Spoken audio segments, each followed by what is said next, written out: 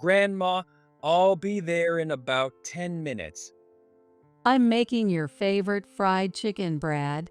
Don't rush, just take your time. I thought I heard a little chuckle from Brad on the other end of the phone. But 10 minutes passed, and Brad never showed up. A month went by without a word from him. Why didn't Brad keep his promise that night without any explanation? Did something happen to him? One day, Brad's wife, Melissa, called me. Brad passed away. I was confused. Passed away? What do you mean, passed away? What do you mean? I don't quite understand. It seems he fell asleep at the wheel. He crashed into a guardrail, and by the time he was taken to the hospital, he was already gone. I was shaken by the suddenness of it all. Brad is gone? Fell asleep at the wheel? What?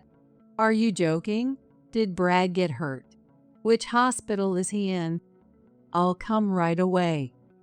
No, he passed away a month ago. We finally finished his funeral and all the paperwork, and we're just starting to settle down.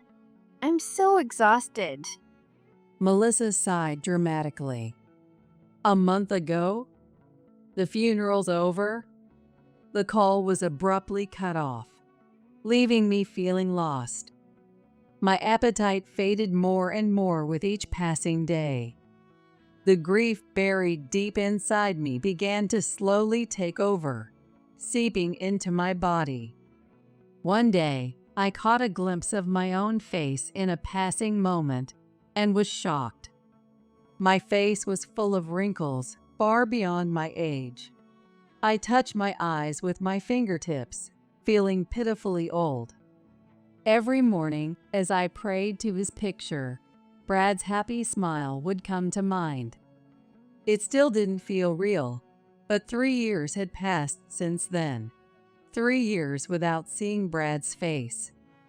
Even though I never saw Brad's last moments, time confirmed the reality of it. One day, like usual, I was praying in front of his picture. I lit the incense, just like I always do. I closed my eyes and prayed for a long time.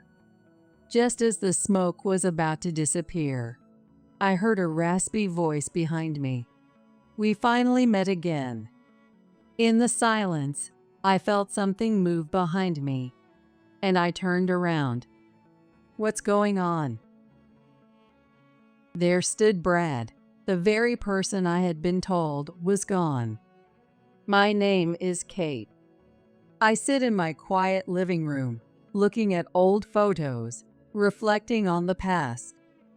One picture of my daughter's graduation hangs on the wall, representing a moment I'll never forget.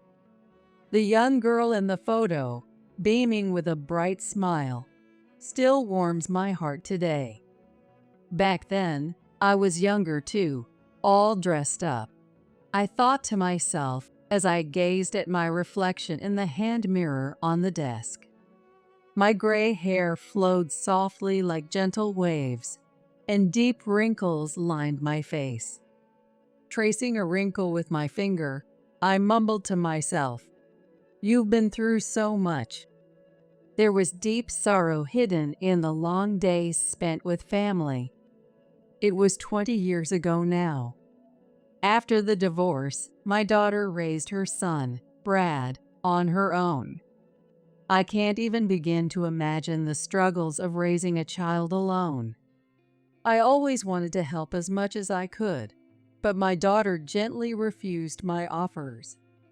One day, when Brad grows up, I want to be able to hold my head high and say, I raised him well as a single mom. That's what she told me. She struggled with money, but she never regretted her divorce. I'm going to raise Brad myself. My daughter looked me straight in the eyes and declared it with such strength. To me, my daughter was my pride. She was so confident, hardworking, and always stubborn. Once she made up her mind, she wouldn't bend. Even when I suggested she take a break and leave Brad with me for a while, she refused. I'm his mom. A mom is always a mom. She would say that with a smile. Such a strong daughter. Even to me, her mother, she shone so brightly. But my daughter, she passed away from overwork. The pain of losing her never faded with time, casting a shadow over my heart. I kept blaming myself for not seeing the cry for help behind her strong words and smiling face. I vowed that I would never let anyone close to me suffer the same way again. And the one closest to me at that time was my grandson, Brad. After my daughter's death, my husband and I took Brad in and raised him with all the love we had. Even though Brad lost his mother at a young age, he graduated from college and landed a great jobs at a prestigious company. Eventually, Brad moved out on his own. He had grown into such a fine young man. I felt a bit lonely, but my happiness far outweighed that. My husband passed away last year, leaving me to live alone. That loneliness weighed heavily on my heart. But whenever Brad came home for longer breaks, a warmth blossomed in my heart. Next time I come home, there's someone I want you to meet. It had been a while since we talked on the phone. I thought he was just calling to discuss when he'd visit next, but his words threw me for a loop. Someone he wanted me to meet. I understood right away that he meant a woman he was dating. I tried to stay calm, but my heart was racing. Excitement built up as Sunday approached, the day we had planned for him to visit. That afternoon, as I waited for Brad, I prepared a special meal for him, something I hadn't done in a long time. I laid out a salad and side dishes that replicated the flavors my daughter loved, and my excitement grew little by little. The sound of the front door opening echoed through the house. I turned off the stove as the special soup started to boil and quickly rinsed the knife before heading to the entrance. Grandma, I'm home. Brad, still calling me Grandma like he did as a child, had grown into a tall and handsome young man. I couldn't help but smile, filled with joy. I've got something to tell you. Brad said before I could even greet him. He gently nudged the woman standing behind him forward to introduce her to me. My first impression was that she had porcelain-like skin. The woman with flawless, doll-like skin stood next to Brad, looking a bit nervous, but smiling brightly at me. Hi, I'm Melissa. The warmth in Melissa's cheerful greeting instantly drew me in. Even as a fellow woman, I was mesmerized by her beautiful skin. I could see why Brad had fallen for her. Nice to meet you, Melissa, I replied, welcoming her as I led them to the living room. Brad and Melissa both exclaimed with delight when they saw the meal I had prepared. Their compliments on the food I had put much effort made me happy, and soon the conversation flowed naturally. I shared stories about my family and memories from Brad's childhood. Brad smiled sheepishly, and Melissa smiled gently at him as she listened. Kate, please tell me more about Brad. I love him so much. Her words touched my heart, and I could see how deeply she wanted to understand Brad, which filled me with joy. Suddenly, I realized something as I looked at Melissa's face. She reminded me of my late daughter in some way. Though he never said it out loud, Brad might have noticed too. Brad has always been a kind soul, Seeing him with you makes me feel at ease." I smiled, and she smiled and nodded. The warm atmosphere between us made me feel like a new family bond was forming.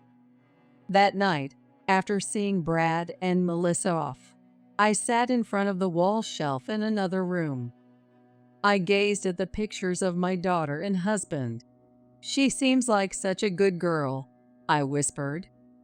"The Melissa that Brad chose would surely make him happy." I had a feeling about it. As time passed, they eventually got married. On the day of their wedding, the sky was brilliantly clear. Brad, the groom, wore a white tuxedo, his face showing a mix of nervousness and joy. Melissa, in her wedding dress, looked as beautiful as a movie star. Brad's eyes were filled with deep love for his bride, and I felt a sense of relief. Well, these two will surely be happy together.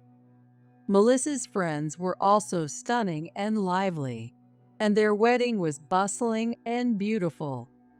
Several years went by. At first, Brad visited frequently, but over time, his presence in my life slowly faded. I figured his married life must be keeping him busy, so I refrained from reaching out to him. Hoping Brad was happy, I focused on filling the small void of loneliness that had begun to sprout in my own life. One day, out of the blue, Brad showed up at my house. Surprised by his sudden visit, I peeked at his downcast face in the entryway. A sense of unease crept into my heart. Brad, standing before me, looked thin, pale, and as if he might collapse at any moment. I quickly invited him inside, my concerns spilling over in my words. "What's wrong? You don't look well." He sighed deeply at my question. He nibbled at the tea and cookies I had prepared and stared up at the ceiling with sleepy eyes. Actually, I've been having trouble at work with a guy named Jack, and it's really stressing me out. His voice carried a tone of exhaustion, and I couldn't help but frown. No matter what advice I gave him about his workplace troubles, he'd probably just find it annoying. I wondered what kind of trouble Brad was referring to, but since he didn't bring it up, I decided not to pry. "And how are things with Melissa? If you keep looking this tired, she's bound to get bored." Melissa's the type who enjoys going to spas and the gym by herself. We both value having our own time. Spas and the gym. I guess that's how she keeps up her stunning looks. But even though Brad looks this worn out, I wonder if Melissa has noticed. If I started complaining about Melissa now, it was clear that it would only upset Brad. So I held back my true thoughts and refilled Brad's cup with tea. "Don't hesitate to come home anytime. This is your house." I spoke as gently as I could. Brad's expression softened slightly at my words, but the darkness lurking in his heart didn't fully fade, and he went back to staring blankly at the ceiling. The following weekend, I went on a trip with my friend.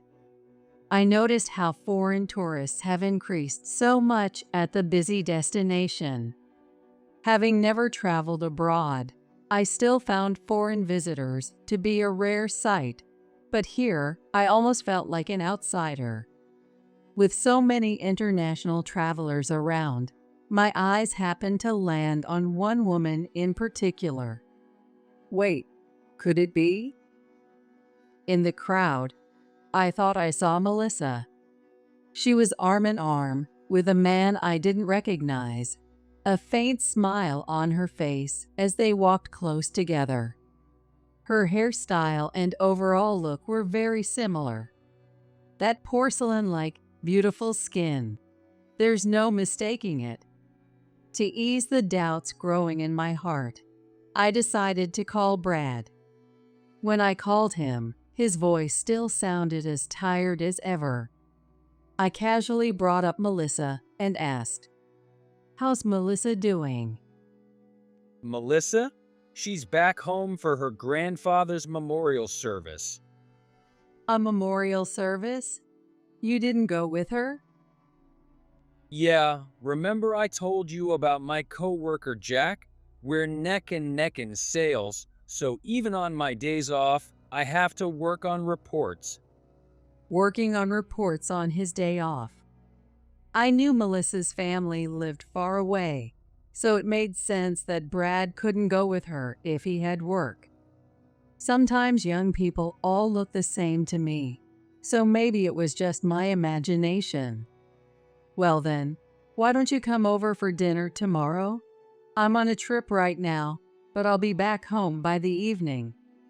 Brad agreed to my invitation, happily accepting the offer for dinner. As I returned home and began preparing dinner, I started to calm down little by little. No matter what, I'd cook Brad's favorite meal and help him feel better. I marinated chicken in seasonings and prepared potato salad. I was about to put the chicken in the oven when Brad called me. Grandma, I'll be there in about 10 minutes. "I'm making your favorite fried chicken, so don't rush." I thought I heard a little chuckle from Brad over the phone. 10 minutes later, I checked the fried chicken in the oven. The sizzling sound filled the room. As I watched the fried chicken turn a golden brown, I couldn't help but smile. I hope this helps ease Brad's fatigue, even just a little. I stared at the fried chicken set on the table, waiting for Brad to come home. But no matter how long I waited, Brad never showed up, and hours passed by. Something didn't feel right. Could there have been an accident? I tried calling him, but Brad's phone didn't connect. He just answered the phone earlier. What could have happened? Worried, I decided to call Melissa. "Hi, Melissa. Brad was supposed to come over for dinner, but he hasn't shown up. Do you know anything?" Melissa curtly responded, "I don't know," and then fell silent for a while. I explained that Brad had been looking tired lately and that I invited him over to cheer him up with a home-cooked meal. Brad had never broken a promise without a word, so I was starting to panic, wondering if something had happened. A lot of time had passed since I'd last been able to contact him. Okay, since I'm still back home for the memorial service, I'll return soon and contact the police. I'll hang up now. The moment Melissa said she'd contact the police, a wave of fear swept over me. A cold sweat ran down my back. After hanging up the phone, I strongly wished for Brad's safety. I sat in front of the wall shelf and closed my eyes. The swirling anxiety and fear felt like they were going to crush me. "Please, don't make me experience a pain greater than losing my daughter." Unable to sit still, I reached for the phone again, ready to call Melissa back, but in the end, I didn't. If something had happened to Brad, someone would contact me. But that day, neither Melissa nor Brad ever called me back. The cold dinner sat quietly on the table, growing hard. The next morning, after a sleepless night, I silently threw the fried chicken into the trash. As I washed the greasy oven tray in the kitchen, I imagined a different scenario. Sorry, Grandma. I completely forgot about our dinner last night. I could picture Brad bursting through the door, laughing as if nothing was wrong. I would smile back at him and make another batch of fried chicken for him to enjoy. And I want to say, welcome home. Honestly, You're such a handful. Days passed without any contact, and I found myself clutching my phone, unsure of what to do. Even though Brad is my grandson, he's an adult and married now, so it feels odd to keep calling him over and over. There was no word from Melissa either. They must have just forgotten about me and were probably enjoying their time together. At least, that's what I tried to convince myself. About a month later, Melissa finally called. I was full of questions, wanting to know everything. Why did Brad break his promise that night without any word? What happened after she contacted the police? Did something happen to Brad? It's been a while, Kate. It's been a while? Why didn't you contact me sooner? I've been worried sick. I know. I understand. I'm calling today to give you an update. The last time I spoke to Melissa, she had sounded so bright and cheerful, but now there was a coldness in her voice. Brad has passed away. There was a brief pause before she said it, and I was confused. Passed away? What does that even mean? What do you mean? I don't understand. It looks like he fell asleep while driving. He crashed into a guardrail, and by the time they got him to the hospital, he was already. The abruptness of the news left me shaken. Brad, gone. Fell asleep at the wheel? What? Are you joking? Did Brad get hurt? What hospital is he at? I'll go right away. No, he passed away a month ago. We just finished his funeral and all the paperwork. It's been exhausting. Melissa sighed dramatically. I couldn't process what she was saying. Still holding the phone to my ear, I started pacing around. A month ago. The funeral is over? As I struggled to find words, Melissa continued. You must be shocked. I'm sorry.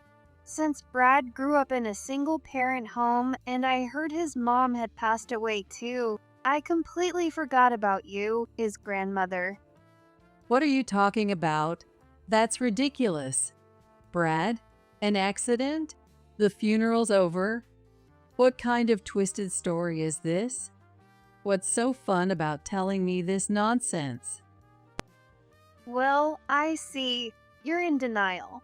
Anyway, I've done my duty by informing you. Brad is gone. That's all.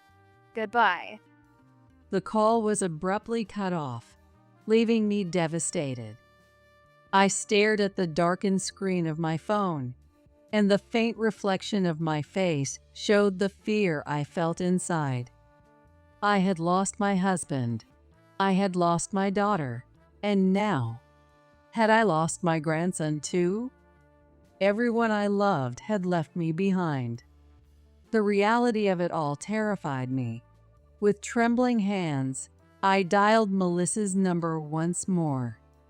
All I wanted was for her to at least tell me where Brad's grave was.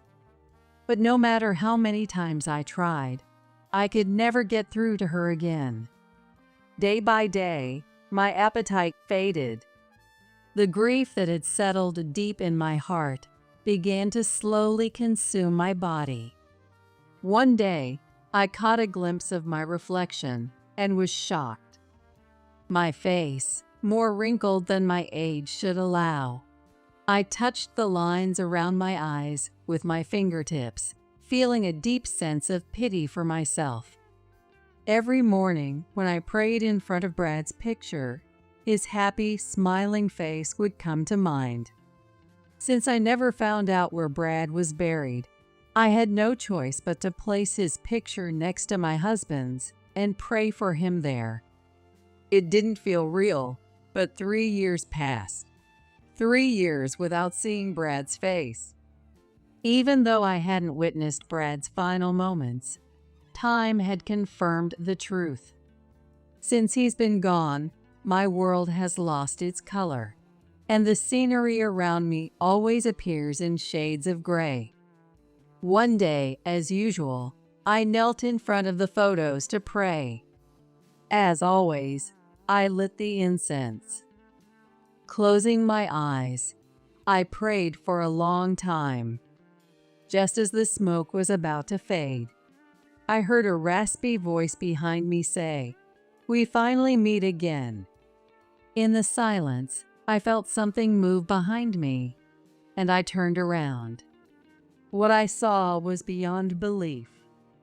Brad was standing there. His face showed a mix of unease and a sorrow so deep it seemed like he might burst into tears at any moment. Was this a dream? No, even if it was, I didn't care. I was so overwhelmed with joy and surprise that tears started to pour from my eyes. Grandma. Brad. The moment Brad called me Grandma, I rushed toward him, clinging to his arm. For a while, I couldn't speak. I just kept touching him, making sure he was really there. I stroked his arm, held his hand, touched his chest, and gently ran my fingers through his hair. Brad stood there quietly, allowing me to examine him, his face expressionless. I'm sorry I couldn't contact you. After confirming he was real, I asked why he hadn't been able to reach out. Looking closely, I noticed his face was slightly distorted. "What happened to your face?" When I asked, Brad responded sadly. I have a little facial paralysis from my accident. I hit my head hard in the crash. I had temporary amnesia. Amnesia? But, hearing Brad's words, I remembered what Melissa had told me. She said Brad had died in the accident, and that his funeral had already been held. What had that been about? I briefly relayed what Melissa had said to me, and Brad crossed his arms, nodding as if something clicked. Melissa? I see. So that's what it was. It all makes sense now. Brad's expression darkened. I think. No, I'm sure Melissa set me up. I stood there, speechless, as Brad began explaining calmly. 3 years ago, while driving to my house, Brad had an accident. He said he wasn't feeling well, so he stopped at a nearby convenience store to take a break, but suddenly his vision went dark. He was in a coma, and it took a month for him to regain consciousness. I remember it vaguely now. My mind was foggy, and I couldn't think straight. But I think Melissa looked disgusted when she saw me lying in the hospital bed. His memory was unclear, and he spent days in confusion, unsure of what was real. I had a coworker named Tom. Tom was worried about me and came to the hospital every day to check on me. Even though the doctors had said it was unlikely Brad's memory would return, Tom never stopped visiting, encouraging him. One day, Brad started to feel as if the fog had lifted, and his memories slowly came back. When I finally started thinking clearly, Tom told me he thought Melissa might have been behind the accident. That's what happened to you. Grandma, I need to carry out a plan. I need your help. Brad looked at me with serious eyes. There was a fire of revenge in his words. Hearing him, I hesitated for a moment, but then my heart swelled with a sense of purpose. "What do you need me to do?"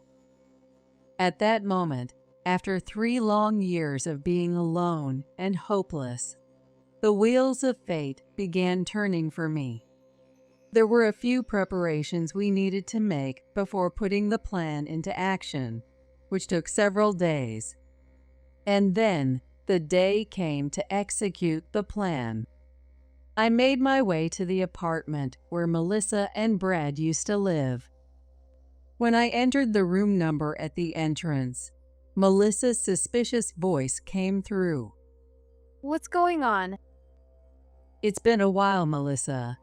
We never really talked about Brad's grave or the details of the accident, right? It's been 3 years, but can we get over everything? Why now, after all this time, Brad's death is still a shock for me. Could you please just leave me alone? I'm getting old, you know. The trip here has worn me out. Can I come in and rest for a bit? I could hear Melissa sigh in annoyance on the other side of the intercom. Reluctantly, she let me in, clearly displeased, as she sat down with a frustrated look on her face. The apartment was reasonably clean. Bright sunlight streamed through the large windows. The plants near the window gently swayed in the breeze from the air conditioner. So, what do you want to know? Her skin, which I hadn't seen in 3 years, was as flawless and porcelain-like as the first time we met. The way she looked up at me from her chair, combined with her perfectly crafted skin, now gave off an impression that felt almost unapproachable. It was midday on a weekend, and yet she was fully made up, despite being home alone. The first thing I want to ask is why you never told me about the accident. Are you a doctor? Would Brad's injuries have magically healed, and he'd still be living happily here if I'd told you? That's quite a leap. I'm just saying, as a relative, you could have informed me. You're his grandmother, not his mother, right? I was the closest family member. I decided not to tell you, and that was the correct decision, wasn't it? It's no use talking to her. I can already see her attitude, ready to argue against everything. What happened to make her like this? Or was this the real Melissa all along? I was just as shocked. I came back from a trip when I heard about Brad's accident. I think I had planned to stay for 3 nights, but I rushed back. A trip? It's been 3 years, and my memory's a bit fuzzy, but I thought Melissa had said she went back home for a relative's memorial service. When I pointed that out, she pressed her lips together with her finger and said, "I must have forgotten." I suddenly remembered seeing Melissa with a strange man at that tourist spot. Could it have been them? Actually, I ordered some food. I think we've had some misunderstandings, so why don't we sit down and talk openly? I don't need any takeout. Just leave once you're done. I'm not exactly free, you know? Don't worry, it's fine. Just then, the doorbell rang. I'll get it. It's probably the delivery. I quickly headed to the door. Melissa, clearly irritated, pursed her lips, probably thinking I was just some bothersome old lady. But when I opened the door, it wasn't the delivery person. Standing there were Brad and his coworker Tom. They greeted me briefly and swiftly entered the apartment. Melissa, sensing someone else had come in, stood up in a panic, but before she could react, Brad was already heading toward the bedroom. Hey, what are you doing? Wait, Brad? She shouted reflexively at the 2 men who entered uninvited, but upon realizing it was Brad, her face shifted to one of confusion. Brad silently scanned the room. Tom, also wordless, opened doors to the bathroom and other rooms. A strange thud came from the closet in the back of the bedroom. What are you doing? Stop! Get out! Melissa raised her voice, grabbing Brad's arm to pull him back. But Brad, without saying a word, barged into the room and threw open the closet door. There, cowering with his hands folded in front of him, eyes wide, was a man trying to hide. It's been a while, Jack.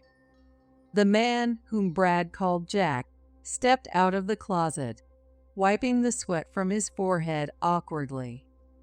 He must have hidden the moment I arrived, silently enduring the heat in the cramped space. Melissa, still clutching Brad's arm, shouted. This is trespassing. I'm calling the police. The lease is still in my name. Brad replied coldly, and Melissa's face turned pale. It was clear that Jack and Melissa had been having an affair, and Brad calmly laid out the truth that Melissa had plotted to ruin him. It seems like you had a pretty good time while I was in the hospital after the accident. I don't recall ever divorcing you, Melissa. Melissa and Jack exchanged glances, then burst out laughing. They were trying to play dumb. I didn't know your memory had come back. If I had, I would have rushed to the hospital to pick you up. Melissa said, feigning innocence. Brad's coworker, Tom, who had always admired Brad, pulled out his phone and played an audio recording.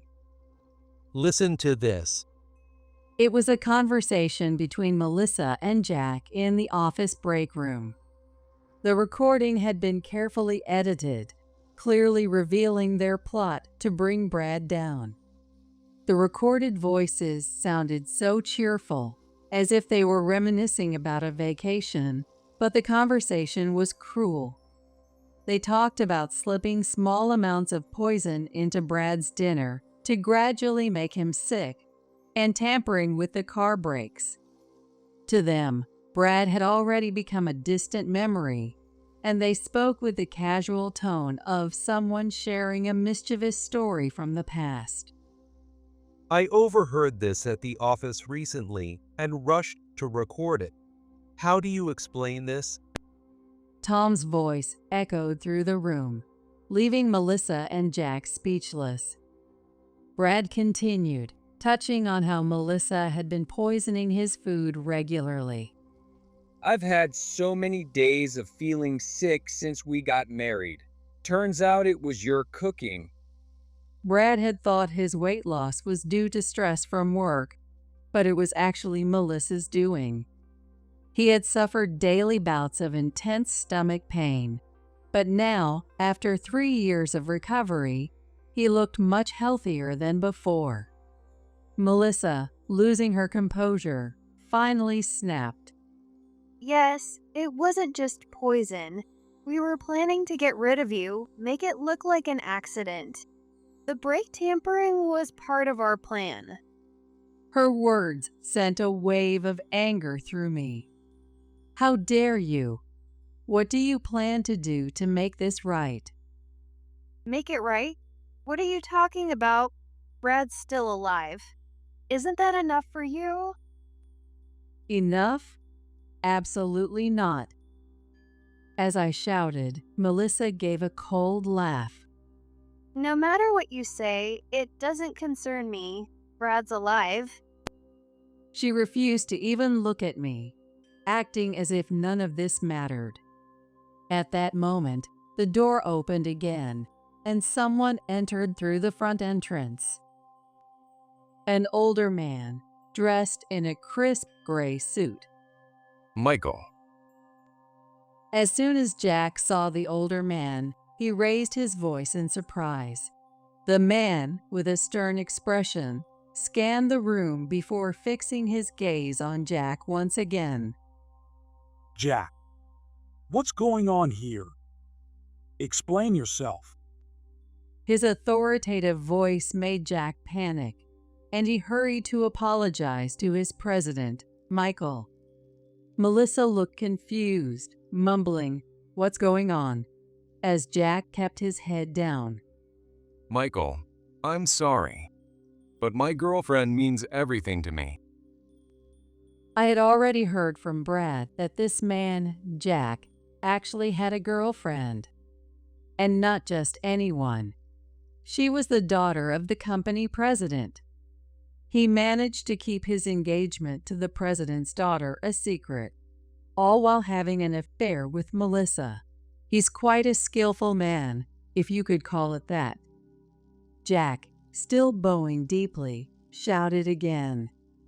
My girlfriend is the most important person in my life. Melissa clung to Jack's arm, pleading. What are you talking about? I thought I was your number one. Jack pushed her away, continuing to apologize, but Michael responded coldly. There is no number one. The engagement is off, and you're fired. Michael, still furious, shouted in a harsh tone. I've heard enough from you. I know you and that woman conspired to bring Brad down. What were you thinking? Jack turned pale, his body trembling. That's not true.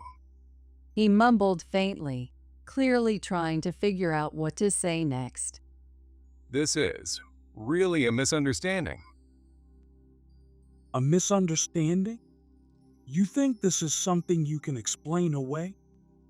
Michael already knew everything, from how Jack had plotted with Melissa to make the accident look like a freak occurrence, to how he had suggested poisoning Brad's food.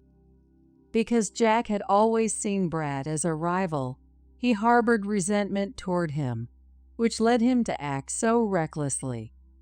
Tom had already informed Michael, and Michael came here today to confirm everything for himself. Your actions aren't just a betrayal of the company. You failed as a human being. Of course, the engagement is over. Michael, please. Wait. This was all her doing. Huh? What are you talking about? Jack desperately tried to shift all the blame onto Melissa. Melissa glared at him, her face openly displaying her disgust. But Michael wasn't buying it.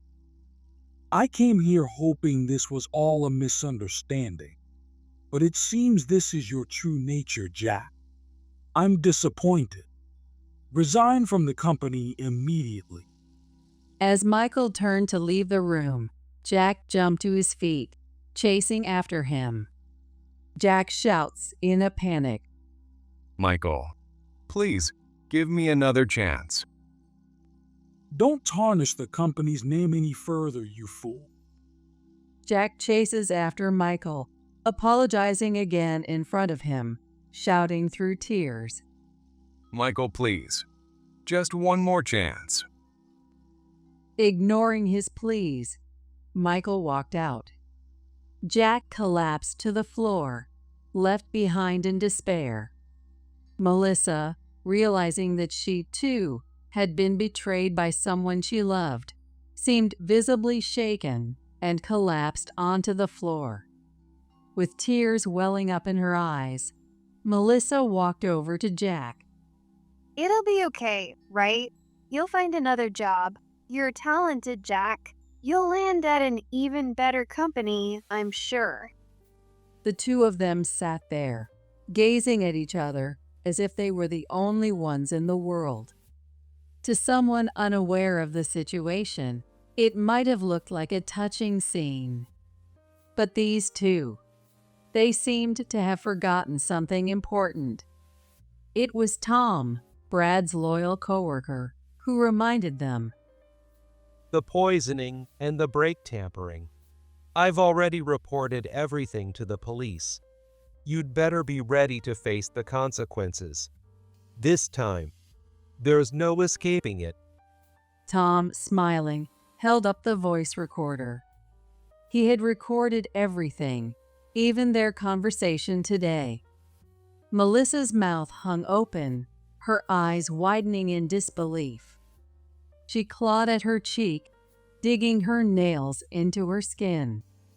The perfect porcelain complexion she had always maintained now cracked, with a large fissure splitting her face in two. I had thought Melissa was stunning when I first met her. But now, standing on the edge of despair, with nowhere to turn, she looked utterly ruined. Soon, both she and Jack were taken away by the police and received prison sentences for attempted murder and conspiracy to commit murder. Brad seemed deeply affected after Melissa's sentencing. It pained me to think of the emotional scars left by her betrayal.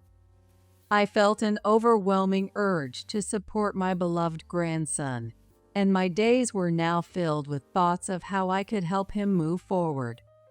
Sometimes Brad would drop by unexpectedly. He would sit and talk, often laughing bitterly, as he reflected on why he had ever fallen for Melissa. Much like my first impression, Brad had been captivated by her flawless, porcelain-like skin. Her beauty had drawn the eyes of everyone around, and Brad had felt a sense of pride in having her as his girlfriend. Even after everything she had done, and despite the betrayal, Brad still found himself captivated by her beauty. It's a little funny and sad. Beauty is something that changes with time. Just look at my skin. It's full of wrinkles, right? But you know, these wrinkles are proof of my long life. Every happy and sad moment is etched here. Maybe I was only looking at Melissa's appearance. A woman's looks are important, yes. But what's even more important is the kindness in her heart. That's the kind of beauty that never fades, no matter how old you get. As I said these words, I felt a little embarrassed. Not too long ago, I used to sigh at my reflection in the mirror. I'd pull at my wrinkled skin, wondering if there was anything I could do.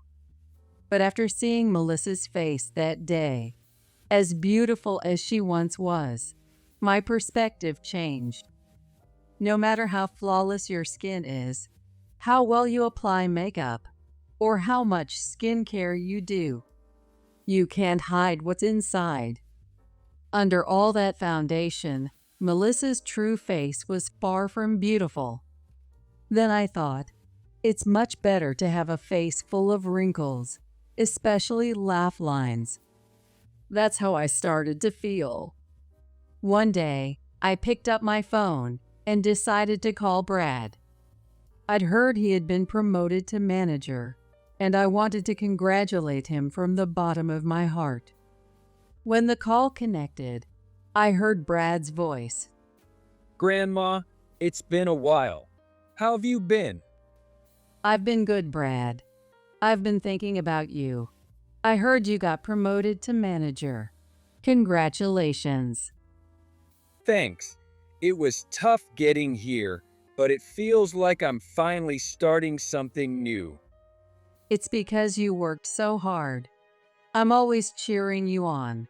And if there's anything I can do to help, just let me know. Thank you so much. Actually, I've been thinking about moving back home. I feel like I need to clear my mind and settle down at your place. Hearing those words made my heart warm. Still holding the phone to my ear, I glanced at the family photos. My husband and daughter are smiling at me, as if they're saying, "It's good, isn't it?" That sounds like a great idea. Coming back home will be the perfect way to refresh yourself. I'm really looking forward to staying at your place, Grandma. And I'm looking forward to having you. When you come, I'll cook a delicious meal for you. I decided I'd make that fried chicken, Brad's favorite, that I never got to serve him last time. Even in the busyness of my days, I started preparing for Brad's return, always wishing for his happiness. A few days later, everything was ready, and I eagerly awaited his arrival. The room was filled with the savory smell of cooking, and soon the doorbell rang. I stood up immediately and opened the door. There was Brad, standing with a carefree smile. The happiness of finally saying the words I hadn't been able to say that day filled me with joy, and I couldn't help but smile. "Welcome home. You must be hungry, right? Let's have dinner."